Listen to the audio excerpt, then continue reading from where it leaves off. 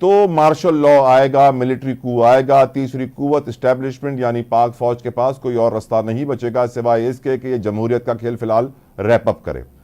سر آپ کی نظر میں وہی آج ایم کیو ایم نے بھی کہہ دیا ہے. میں سمجھتا ہوں کہ اگر جس طرح خالد مقبول صدیقی صاحب نے کہا آخر میں کہ اگر وہ اسٹیبلشمنٹ جواب دینے آ گئی الزامات کا تو سب کی چھٹی ہو جائے گی, تو واضح انہوں نے بھی یہی بات کہی ہے. سر وڈ یو اگری؟ بسم اللہ الرحمن الرحیم، السلام علیکم. وعلیکم السلام ورحمۃ. دیکھیں، جب ملک کے اندر انارکی، افراتفری، سیاسی اختلافات آپس میں بڑھے ہیں اور آگے کی طرف گئے ہیں تو یقیناً ملک کے اندر تیسری قوت آ جاتی ہے ہمیشہ سے نا. سائی صاحب ایک سیکنڈ میں ویلکم کرنا چاہ رہا ہوں. احمد اویس صاحب نے ہمیں جوائن کر لیا ہے from P T I. Ahmad sahib thank you so very much for your precious time. Sajid sahib please continue. اچھا، جب ملک کے اندر افراتفری، انتشار، انارکی ہوتی ہے اور سیاسی جماعتیں آپس میں گتھا متھا ہوتی ہیں تو یقیناً تیسری قوت پاکستان کے اندر عین ہو جاتی ہے.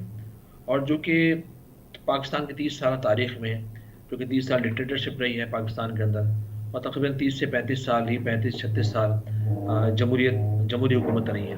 اچھا، وہ الگ بات ہے کہ جو جمہوری قوتیں ہیں، جو جمہوری وزیر اعظم جتنے بھی پاکستان کے اندر آئے، وہ اپنا ٹرن پورا نہیں کر سکے اور وقت سے پہلے ہی وہ فارغ ان کو ہونا پڑا.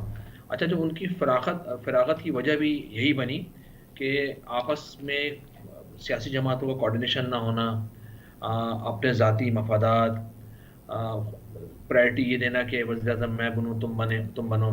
لیکن ملک کے تمام معاملات کو بالائے طاق رکھ کر آپس کے جب بھی گروہی اختلافات، معاملات خراب ہوئے تو یقیناً یہ تاریخ رہی ہے کہ پاکستان میں تیسری قوت عین ہو گئی ہے. اب اس وقت کیونکہ پاکستان میں ایک تو الیکشن ڈیلے ہوئے ہیں اور اگر الیکشن ہو گئے تو اب دوسری چیزیں کچھ دن افراتفری، مجھے ایسا لگ رہا ہے دیکھ کر ماحول کو کہ کچھ دن یہ افراتفری رہے گی. لوگ مختلف ٹریبونلز کے پاس جائیں گے، الیکشن کمیشن آف پاکستان کے اور ساتھ جو جا کے. افراتفری مولانا فضل الرحمان پیدا کر رہے ہیں ساجد صاحب؟ اچھا، میں سمجھتا ہوں کہ مولانا فضل الرحمان کا شاید فائدہ زیادہ نہیں ہوا ہے اور اس وجہ سے اگر ان کا فائدہ ہو جاتا، وہ جیت جاتے 8-10 سیٹیں، تو میرے خیال میں یہ پوزیشن ان کی نہ ہوتی. اور کیونکہ مولانا فضل الرحمان کا جو ڈیرہ غازی خان ایریا ہے، کے پی کے سے وابستہ ہے وہ ایریا، اور بلکہ کے پی کے اندر ہے ڈیرہ غازی خان. اچھا، وہاں کی پالیٹکس الگ ہے کیونکہ وہ صوبہ پاکستان تحریک انصاف کے ساتھ ہے. تو ان کا جو سیاسی مستقبل، میں سمجھتا ہوں کہ مولانا فضل الرحمان صاحب اپنا سیاسی مستقبل اب دیکھ کر تھوڑا سا پریشان ہو رہے ہیں، اس لیے وہ یہ سوچ رہے ہیں کہ شاید اب ہمیں پی ٹی آئی کے ساتھ سائی صاحب اگر ان کدھر. کو صدارتی کرسی مل جائے تو وہ بالکل صحیح ہو جائیں گے میرے خیال سے.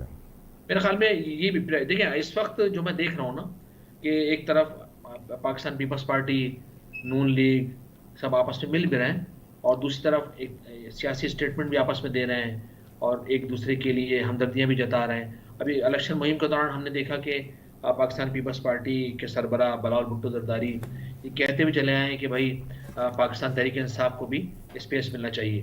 لیکن سندھ کے اندر پاکستان تحریک انصاف کے تمام رہنماؤں کو گرفتار کیا جا رہا تھا، صحیح نا، ان کے کارکنوں کو پکڑا جا رہا تھا. تو سندھ میں تو پاکستان پیپلز پارٹی کی حکومت رہ چکی ہے نا. اچھا، جو کیئر ٹیکر سسٹم یہاں بیٹھا ہوا ہے پورا کا پورا، وہ سب پاکستان پیپلز پارٹی کے حمایت یافتہ کیئر ٹیکر سسٹم ہے.